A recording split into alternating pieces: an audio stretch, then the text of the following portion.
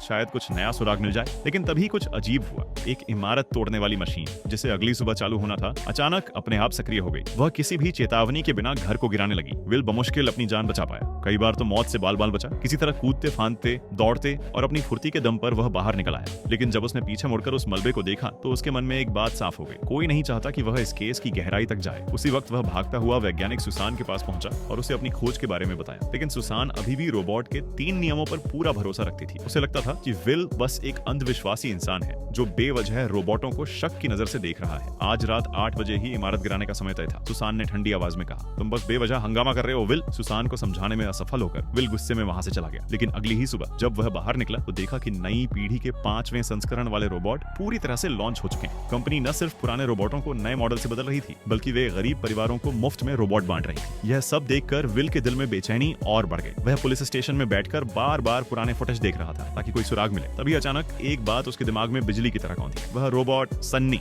जिसने कहा था कि वह सपने देख सकता है, शायद जवाब उसी के पास हो। यह सोचते ही विल ने तुरंत अपनी कार उठाई और रोबोट कंपनी की ओर रवाना हो गया। लेकिन जैसे ही उसने रास्ते में अपनी आंखें कुछ देर के लिए बंद की, अचानक 2 भारी ट्रक उसके दोनों तरफ आकर खड़े हो गए। अगले ही पल ट्रकों के दरवाजे खुले और अंदर से अनगिनत नए 5वीं पीढ़ी के रोबोट बाहर निकलने लगे।